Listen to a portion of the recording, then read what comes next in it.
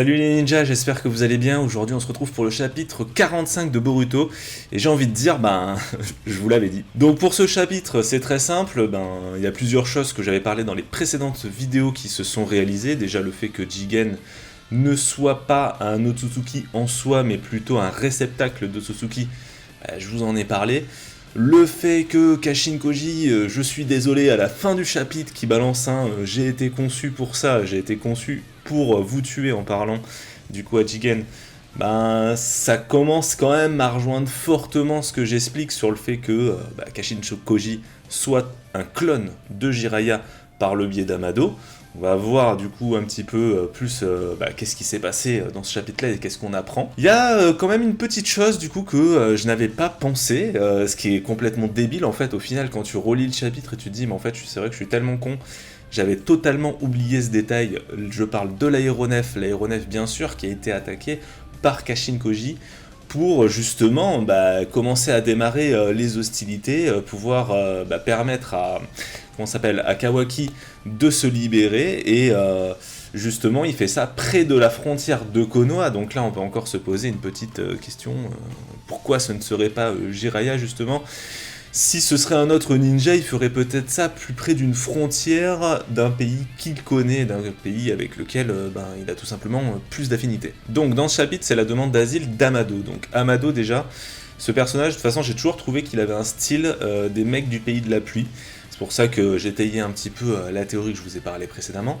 Et du coup, Amado, c'est vraiment la tête pensante donc de l'organisation Kara. C'est le mec, comme je vous disais, qui a fait tous les lieutenants, un petit peu, même tous les autres cyborgs.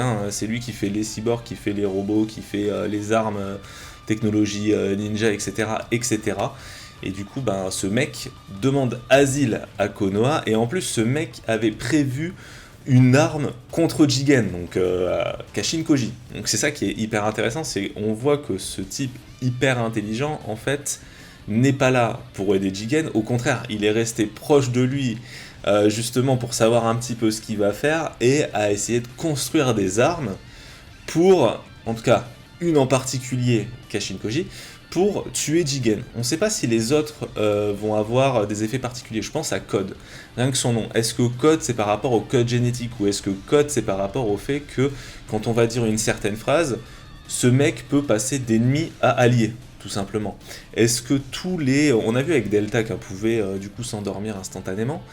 Est-ce que tous les autres cyborgs de cette organisation ont alors sûrement des espèces de clés de sécurité comme ça, pour pouvoir les désactiver, mais ce qui serait intéressant, c'est est-ce qu'ils ont, je veux dire, des clés de sécurité pour pouvoir les faire changer de camp carrément, ou les faire, je sais pas, enlever leur conscience et faire en sorte qu'ils n'obéissent qu'à toi. Ça pourrait être vachement intéressant, parce que ça voudrait dire aussi qu'Amado n'a pas seulement conçu Kashin Koji pour tuer Jigen, mais a carrément, on va dire, programmé tous les lieutenants de Kashin Koji pour que ces mecs-là, butent Jigen en fait. Tous les lieutenants, je veux dire, de Jigen.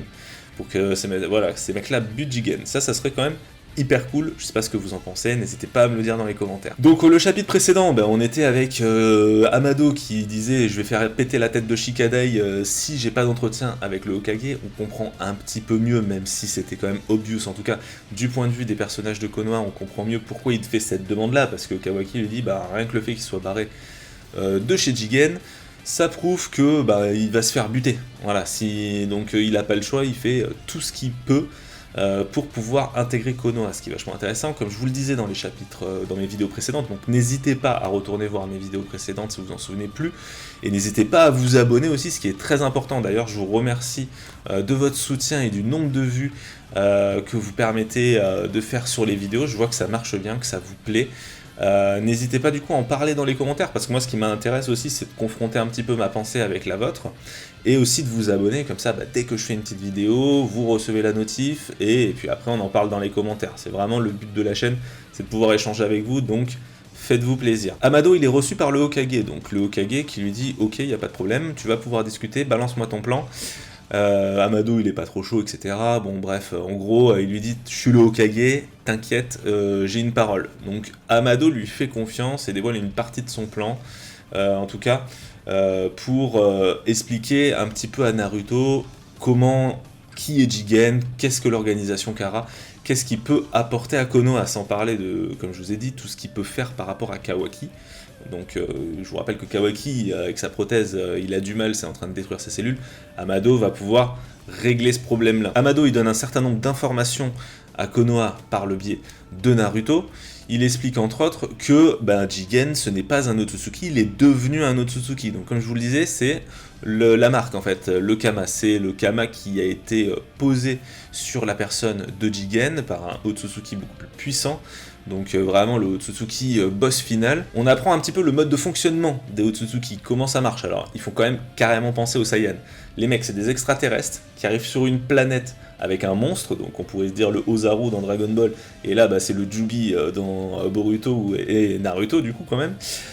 Et les types, ils viennent défoncer une planète. Bon, les Saiyans, ils font ça pour pouvoir la revendre par la suite, sans pour autant déboîter toute la nature. Les Otsutsuki, eux, ce qu'ils font, c'est qu'ils plantent le Jubi, donc telle une graine pour que ça se transforme en arbre divin. Grâce à cet arbre divin, ça va bouffer toute la planète, tout le chakra de la planète, ça va créer un fruit de chakra, et quand ils bouffent ce fruit de chakra, voilà, ça leur fait un petit peu une mise à jour, comme c'est expliqué dans ce chapitre, ce qui leur permet d'évoluer. C'est, comme dit Amado, en fait, c'est la manière à ce clan, voilà, de pouvoir évoluer et se faire plaisir, hein, parce qu'au final, les mecs, s'ils sont tout le temps tout seuls sur une planète, voilà, c'est juste... Voilà, les mecs, c'est juste la connaissance qui les intéresse apparemment, ils sont pas très sociables. Le truc cool dans ce chapitre, c'est qu'on voit que Amado pose un petit peu toutes ses billes, toutes ses cartes sur la table, avec du coup les petites lunettes, qui dit à Shikamaru, vas-y prends mes lunettes, pose-les, mets-les en face du mur, t'inquiète, je te mets une petite projection d'écran, tu vas comprendre. On voit donc Kashin Koji qui est en train de parler avec Jigen, et on apprend donc toutes ces petites choses, et puis on voit qu'il commence à se battre. Donc là, c'est très intéressant en fait, parce que je me dis, il y a deux cas de figure. Il y a, comme je vous l'ai expliqué dans la vidéo précédente, soit Kashin Koji bute Jigen, ce qui retarde en fait le passage à Jigen de posséder le corps de Kawaki. Il va peut-être lui falloir du temps, à l'instar de la marque maudite donc de Orochimaru, où il va y avoir un truc qui va sûrement, je pense, le faire chier en fait. Il va devoir peut-être... il va peut-être récupérer son énergie beaucoup plus lentement, parce que c'est peut-être juste par le Kama qui va récupérer un certain nombre d'énergie, etc. Tant qu'il récupère cette énergie et qu'il puisse posséder Kawaki, ça va être relou. Donc il y a soit ça, soit au contraire, Jigen bute Kashin Koji. Kashin Koji, qu'est-ce qui pourrait être intéressant dans le fait qu'il se fasse tuer ? Tout simplement parce que, comme je vous ai dit que c'est un clone et qu'il a été conçu, en fait, je me dis, ça pourrait être tout aussi possible que Amado, avec toutes les données en fait qu'il ait récupérées de ses travaux, et entre guillemets la dernière mise à jour de Kashin Koji. Et si Kashin Koji meurt, le mec il recrée derrière. En fait, il ne recrée que des clones, c'est-à-dire que oui, ce ne sera pas le Kashin Koji qui s'est battu contre Jigen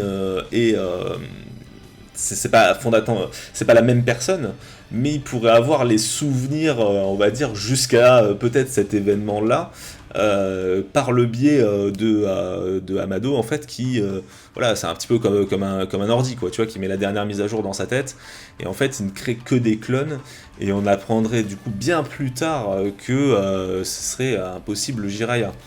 Ou alors, justement, on pourrait, comme je le disais dans la vidéo précédente aussi, apprendre à ce moment-là, tout simplement, l'étendue des pouvoirs de Kashin Koji, et aussi, je pense que si on nous montre un petit peu tout le temps ce Jigen avec sa corne, c'est pas pour rien, c'est que, à mon avis, Jigen ne va pas se laisser tuer aussi facilement, et même s'il a perdu beaucoup d'énergie, je pense qu'il va se mettre une bonne dose, en fait, voilà, de puissance, sachant qu'en fait, t'as le Jubi qui est juste à côté, donc pourquoi, par exemple, Jigen ne pourrait pas se servir du Jubi, je parle même le bouffer, pour augmenter son chakra et peut-être remettre ses stats au maximum pour pouvoir buter Kashin Koji. Donc voilà, ça permettrait de voir, je pense, différents cas de figure, différentes puissance un petit peu des personnages. Et ben, moi j'espère vraiment un chapitre où on va pouvoir apprendre et voir aussi beaucoup de techniques de Kashin Koji, c'est surtout ça qui m'intéresse en fait. En vrai, pratiquement tout ce qu'on apprend, je vous l'ai un petit peu expliqué dans les différentes vidéos précédentes. Donc je vais pas forcément faire une vidéo de 2 heures pour vous expliquer tout ça, ça sert à rien. Je pense que je vous ai donné un maximum d'informations sur cette vidéo. Je suis pas là, comme d'habitude, pour vous relire le chapitre. Le chapitre dans l'ensemble est plutôt cool. Boruto, franchement, moi j'ai rien à dire enfin, j'adore le style en fait. Je trouve que les combats sont nerveux, je trouve qu'on apprend plein de choses. Je trouve que c'est bien foutu en fait en termes de ce qu'on apprend, les actions qui se passent derrière, les retours sur les personnages, les différentes intrigues possibles. Est-ce que Amado au final n'est pas un agent double en fait de Jigen et en fait ne fait pas tout ça pour montrer à Naruto sa bonne foi en fait pour intégrer Konoha? En vrai, je vois pas l'intérêt parce que si Jigen il peut popper du Kama de Kawaki et fait tout péter, je vois pas le but de tout ça, mais ça peut être une autre piste. Mais je pense que vraiment Amado là, ça va être hyper intéressant en fait de l'avoir à Konoha. On va voir tous les travaux qu'il peut faire, on va voir ses connaissances, on va voir des nouvelles armes d'outils scientifiques ninja. On va voir un petit peu l'effet sur Kawaki, on va voir peut-être il pourra apprendre aussi la marque. Comment utiliser un petit peu mieux le Kama à Kawaki et à Boruto parce qu'il travaille là-dessus, donc il a peut-être des données spécifiques là-dessus.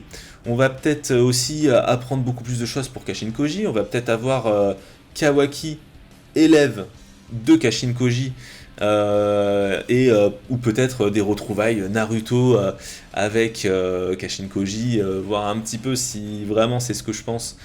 Ça pourrait être super intéressant. Donc voilà, vous n'hésitez pas à me dire ce que vous avez pensé de ce chapitre. N'hésitez pas, comme je vous le disais, à vous abonner, à partager, liker, tout ça. Voilà, faites-vous plaisir. Moi, j'ai juste hâte de discuter avec vous. Donc n'hésitez pas, hein, je suis dispo.